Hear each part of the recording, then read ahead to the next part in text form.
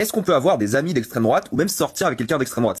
Ben, puisque tu me demandes, ça me dérangerait pas du tout d'être en couple ou ami avec des gens d'extrême droite. Alors je vais lui reposer la question autrement et j'aimerais bien qu'elle y réponde.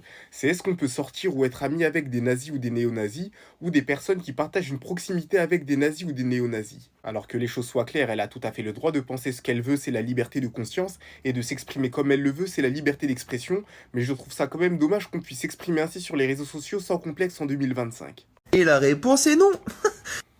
Ah, En fait, il y a une énorme limite dans la politique, c'est l'extrême droite. une énorme limite dans la politique, l'extrême droite.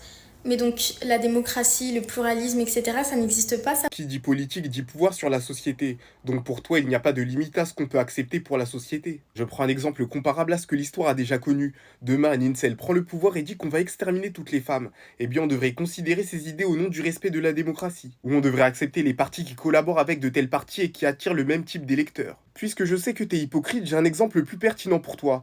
Demain, un parti islamiste radical veut prendre le pouvoir en France pour imposer la charia. Ils veulent exterminer les infidèles, ceux qui ne croient pas en l'islam.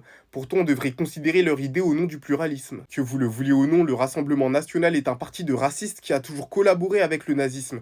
Et donc on va éviter de rappeler son histoire ou même le relent raciste qu'il y a eu lors des dernières législatives. Il faudrait donc défendre tous les partis, ceux qui disent nique la France, qui disent abat les juifs, les flics, les fachos, etc.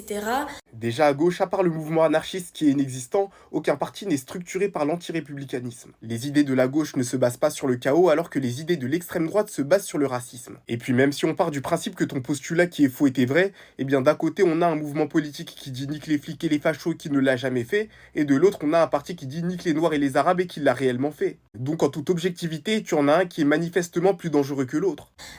Qui défendent plus la Palestine que la France, mais par contre, un parti qui défend ses traditions, ses valeurs, la France tout simplement, ça c'est la limite. En fait, j'ai compris, cette femme ne sait juste pas ce que c'est que l'extrême droite, elle est victime de son ignorance. Aimer la culture, les valeurs et les traditions de son pays, vouloir de l'ordre dans son pays ou même vouloir réduire l'immigration, ce n'est pas ça être d'extrême droite. Ça, ce sont des valeurs de droite, de centre droit et j'ai même envie de dire de centre, mais si seulement le Rassemblement National ce n'était que ça. Alors je n'ai pas réagi au reste de sa vidéo parce qu'il n'y a pas un propos qui vaut mieux que l'autre, et ça c'est parce qu'elle ne connaît pas les clivages politiques.